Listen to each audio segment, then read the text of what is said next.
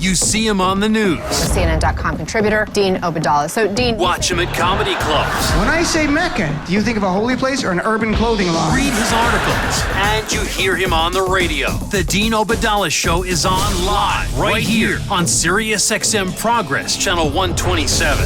And welcome to the show, brothers and sisters of the Resistance. It is Friday, April 26th. I'm Dean Obeidallah, of course, hoping to be your MBFF.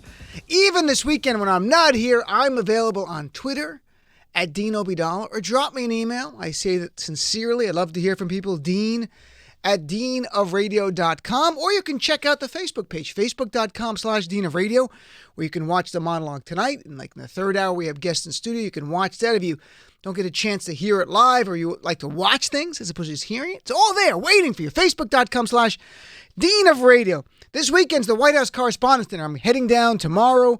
Olivier Knox, who hosts on the POTUS channel, is the president of the White House Correspondents' Association. It's just a one-year thing. He'll be there.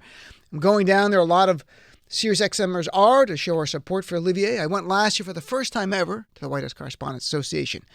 Now, we're talking about a serious issue, but in a second. But first, I do want to touch on the White House Correspondents' Association, because being a comedian, I look forward to the comedian performing. In fact, since the 1980s, a comedian's performed every year at the White House Correspondents' Association.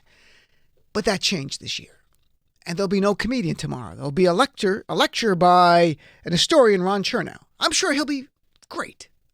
I'm sure he'll even be funny at times. But he's not a comedian, and he's not going to roast the president, whoever the president might be at the time. And Olivier Knox was the president of the White House Correspondents' Association. We had him on the show. We talked about it in the past. And his sincere interest, as he told me, was they wanted to get away from the Hollywood and the glitz and that kind of stuff and make it just about journalists and a celebration of the First Amendment in journalism. And I respect that completely. Except as he knows, because I wrote about it for the Daily Beast when he made that announcement originally, what troubled me is that, if you recall, last year, Donald Trump demanded the White House Correspondents' Association changed their format because the comedian Michelle Wolf told jokes that made them upset. The snowflakes in the White House, the orange snowflake, got angry. In fact, I'm going to play a couple of jokes. It was Michelle Wolf about Sarah Huckabee Sanders, or I call her Sarah Suckabee, and these jokes about Sarah Suckabee that really got under the skin of the orange monster in the White House. The orange-haired White Walker didn't like these jokes. Let's hear clip number one, please. Every time Sarah steps up to the podium, I get excited because I'm not really sure what we're going to get. You know, a press briefing, a bunch of lies, or divided into softball teams. It's shirts and skins, and this time don't be such a little bitch, Jim Acosta. And I'm never really sure what to call Sarah Huckabee Sanders. You know, is it Sarah Sanders? Is it Sarah Huckabee Sanders? Is it Cousin Huckabee? Is it Auntie Huckabee Sanders? Like, what's Uncle Tom but for white women who disappoint other white women? Oh, I know, Aunt Coulter. I actually really like Sarah. I think she's very resourceful. Like, she burns facts, and then she uses that ash to create a perfect smoky eye. Like, maybe she's born with it. Maybe it's lies. It's probably lies. You should have been in the room where people like, clutching their pearls. Oh my God, she called Sarah Suckabee a liar. I can't believe it. Some Republicans got up. Matt Schlapp stormed out. How dare you call Sarah Suckabee a liar? We knew she was a liar then, and then the Mueller report came out and proved to the entire world who cares to read, who knows how to read, that she's a liar. And what I mean by that specifically, when James Comey was fired, Sarah Suckabee did press conferences 3 times saying, countless members of the FBI contacted us and told us they were so happy James Comey was gone. And then, when she had to talk to Robert Mueller, and she knew she couldn't lie because it would be obstruction of justice, she said that wasn't true. So there was Michelle Wolf calling her out as a liar. Now, in any event, after that dinner, after Republicans ran out, and by the way, I've written about the White House Correspondents' Association dinner for years. Every year, doesn't matter who the comedian, doesn't mean when President Obama was president, they complained the comedian at some point told jokes about some Republican, and they were mean-spirited because they are just like little dainty babies on the right there. You can't, oh my God, you told a joke about a Republican. I can't believe it.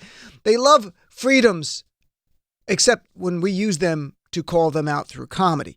But after the dinner was over, there was Trump tweeting, the filthy comedian, he called her, totally bombed. Put dinner to rest or start over. And that's what troubled me when Olivier Knox got rid of the comedian this year, because there was Trump calling for it last year, put dinner to rest or start over, and he did start over, changing the format for the first time in over 30 years. We're not going to have a comedian. Will we miss the comedian? I think so. I think you can have a lot of fun stuff with Trump there or Trump not there. And I want to play a couple of jokes. It is Friday from some past White House Correspondents Association dinners that I liked. And then later in the show, we'll talk about it a lot more in the third hour, but then we'll get into the serious stuff. So here's, and this is from the famous 2011 White House Correspondents Association, where there's Trump in the audience refusing to laugh. Everyone's laughing. He's being mocked, and you've got to watch the video. If you haven't seen it, he sits there angry. Here's first Seth Meyers making fun of Donald Trump. Here's clip number 2. And then, of course, there's Donald Trump. Donald Trump has been saying that he will run for president as a Republican, which is surprising since I just assumed he was running as a joke.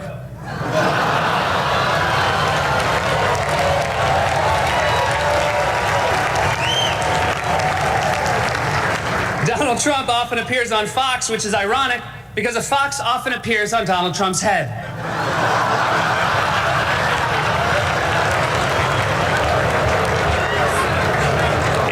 Washington Post table with Trump and you can't finish your entree, don't worry, the fox will eat it. And then I'm going to play a really quick joke by Seth right afterwards, where what is great about it is they cut to Obama, who's laughing so hard at this joke about Trump. And I think it's such a great joke. Here's clip number 3. It's a short joke. Donald Trump said recently he has a great relationship with the blacks, though unless the blacks are a family of white people, I bet he's mistaken.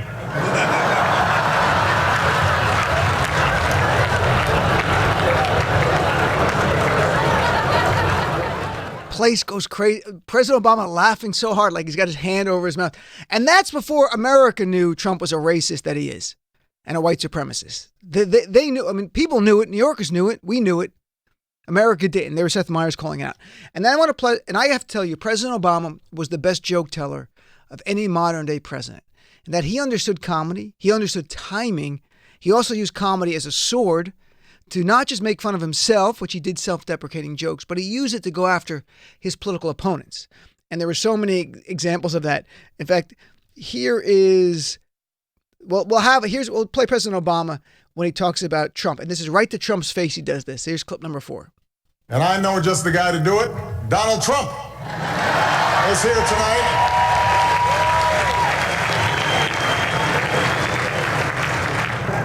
All kidding aside, obviously we all know about your credentials and breadth of experience. For example, no, seriously, just recently in an episode of Celebrity Apprentice at the steakhouse, the men's cooking team did not impress the judges from Omaha Steaks. And there was a lot of blame to go around, but you, Mr. Trump, recognized that the real problem was a lack of leadership.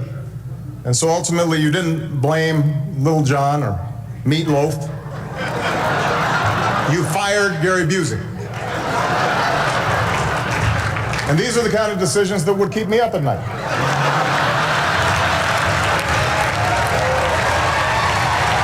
Oh, and so why isn't Trump going tomorrow? Why isn't he gone the last few years? Because he can't take it. Donald Trump is a thin-skinned, little, white, orange-haired white walker. He's a snowflake, and he can't take jokes. He could be mean to others, but if you say anything back, he'll counterpunch, which just means he lashes out like a child. And that's the guy in the White House right now. And turn into a more serious thing here. You know, yesterday we talked about Joe Biden and Joe Biden's video that really focused on white supremacy and focused on Donald Trump's response to Charlottesville. And I praised it. And I love that focus. And again, I'm not supporting Joe Biden. I'm not supporting anyone. And I am just pointing out that video. I mean, Joe Biden's got issues he's going to have to deal with in the primary like everyone else. But I love that. What I like even more is what happened today, because Donald Trump got pushed on that issue. And that was great. And just to remind you, first, Joe Biden in his announcement video yesterday began by talking, in fact, the first 2 words of his announcement to run for 46th president of the United States of America were this: Charlottesville, Virginia. Those were the first 2 words. And from there, he talked about the history of Charlottesville. And then he turned to August 2017 and talked about and showed images of people protesting and white supremacists and talk about Heather Heyer getting killed. And then he said this in the video, calling out Donald Trump's response to this white supremacist terrorist attack. Let's hear clip number 6, please. That's when we heard the words of the President of the United States that stunned the world and shocked the conscience of this nation. He said there were, quote, some very fine people on both sides. Very fine people on both sides? With those words, the President of the United States assigned a moral equivalence between those spreading hate and those with the courage to stand against it. And in that moment, I knew the threat to this nation was unlike any I had ever seen in my lifetime. And I love that he made this the focus. And today, Donald Trump, and I didn't expect this, was asked by reporters about his response to Charlottesville. And here was again an opportunity for Donald Trump to clear up any misconceptions and make it very clear in a simple statement. White supremacists have no place in this country. They belong in the shadows, not out in the sunlight. The white supremacy, neo-Nazis, they're despicable, they're vile. You know, the way he attacks people like Elizabeth Warren and Democrats, the media calls them the enemy of the people. He should have said white supremacists are the enemy of the people. But he didn't. And this is only because of Joe Biden's video that he was asked by reporters. And what did he say? And I won't play his stupidity. I'll read it because when we hear his voice, it makes us dumber. Here's what he said. He said, I've answered that question. And if you look at what I said, you will see that the question was answered perfectly. Perfectly. Remember that, perfectly. And he adds, and I was talking about people that went because they felt very strongly about the monument to Robert E. Lee, a great general. Whether you like it or not, he was one of the great generals. I've spoken to many generals right here at the White House. And many people thought of the generals they think of, maybe that's their favorite general. People were protesting taking down the monument of Robert E. Lee. Everyone knows that. So he says the people were protesting taking down the monument of Robert E. Lee. Everyone knows that. I got a question for everyone. Everyone. I don't care if you're a Trump supporter or you're on the good side of America. Did you see anyone protesting that day chanting Robert E. Lee? Does anyone remember protesters out in the streets with signs going, save the statue, or saying, Robert E. Lee, great general, Robert E. Lee? No, I don't. I recall chants like, Jews will not replace us. I recall chants like, you will not replace us. I recall Nazi salutes. And I recall a white supremacist terrorist attack. I don't remember Robert E. Lee being talked about a lot there. And in any event, because Joe Biden brought this up in the video and the press asked Donald Trump today, and he brought up Robert E. Lee, for those on Twitter, you saw it, Robert E. Lee was trending all day on Twitter. And not in a good way, but to remind America what Robert E. Lee was about as a person. First, simply, he was a traitor. He took up arms against the United States of America and led troops to kill brave, patriotic United States of American citizens against traitors. Everyone in the Confederacy was a traitor. There's no doubt. There's no dispute. They were traitors to this country. Secondly, Robert E. Lee was a slave owner. And he wrote, Robert E. Lee, and I'll read some of his writings, he wrote, the blacks are immeasurably better off here than in Africa, morally, socially, and physically. The painful discipline they are undergoing is necessary for their instruction as a race, and I hope will prepare and lead them to better things. There was Robert E. Lee defending slavery. Robert E. Lee was known infamously for breaking up slave families, which from all the writings by people now who look back, social historians say it's horrific to break up the families. He did that. Want to know what else he did? Robert E. Lee's armies, when they went to fight over the southern line in the northern part of our country, if they saw free black men, they would kidnap them, bring them back to the South, and make them slaves. That's Robert E. Lee. Not only was he defending slavery, he was making slaves. That's what he was doing. And why were they fighting this war? And again, I have to thank Joe Biden for putting it in the video because we're having another conversation to remind us about how vile Donald Trump is. What was it all about? What was Robert E. Lee fighting for? The great general? That Donald Trump says he's a great general. They were for the great general Robert E. Lee. Robert E. Lee was fighting to save the Confederacy, to win the Confederacy. And people have this new, that there's revisionist lie they tell us, oh, the Confederacy was about this or that. You know what? Why don't we defer to Jefferson Davis's vice president of the Confederacy, Alexander Stevenson, who told us in March 1861, at the very beginning of the Civil War, what the Confederacy was all about. He said, and I will read it, first, he mocked the Northern view that their races were equal. He said, in this famous speech called a cornerstone speech, he said they rested upon, he mocked us saying up here in the North, and he got to his government. He goes, our new government is founded upon exactly the opposite idea. Its foundations are laid. Its cornerstone rests upon the great truth that the Negro is not equal to the white man, that slavery subordination to the superior race is his natural and normal condition. This is our new government. It is the first in the history of the world based upon this great physical, philosophical, and moral truth. That was the vice president of the Confederacy announcing at the beginning of the Civil War what their nation was founded upon. And that's what Robert E. Lee was fighting to defend. Robert E. Lee was fighting and killing people to defend chattel slavery of black people. That's what this all is about. So when Donald Trump defends Robert E. Lee now, or defended Confederate statutes 2 years ago in Virginia, he's upset they were taking them down, and defended people on both sides, and now defends Robert E. Lee supporters, a man who was about killing Americans, who's a traitor, killing Americans to support chattel slavery, and he says he's a good guy too. Let's not play games. There's no parsing words. Donald Trump today could have ended this. Donald Trump today was asked the question. He could have ended it and said, you know what? White supremacy and neo-Nazis are the enemy of the people. Forget the New York Times and Washington Post. White supremacy and neo-Nazis are the enemy of the people. It's that simple. But he didn't do it. Why? Because he needs white supremacists. And moreover, Donald Trump is a white supremacist. We know that. He's not going to burn a cross on anyone's lawn. It's not the old-time white supremacy like that. It's the new version where they're going to use laws to prevent demographic shifts, where white people become a minority in this country. That moves them, some consciously, some subconsciously. It is powerful. They fear it. And some fear it, as I've talked to many listeners who've called in, I go, why do they fear it so much? And they've made a point that they are afraid that when black people and brown people and people of color become in control of the country, they're going to do to white people what white people have done to them. I mean, suppress, racially profile, demonize them. White slavery? No white slavery. I'm kidding about that part. Everything else. And when you bring it to current day, all this, because we can debate, 1865 and Civil War and all that, and white supremacy 2 years ago, it's not over, folks. What happened today? Coast Guard Lieutenant Christopher Hasson is getting out on bail. And who is this man? He is a white supremacist who is planning a terrorist attack against the media and Democrats.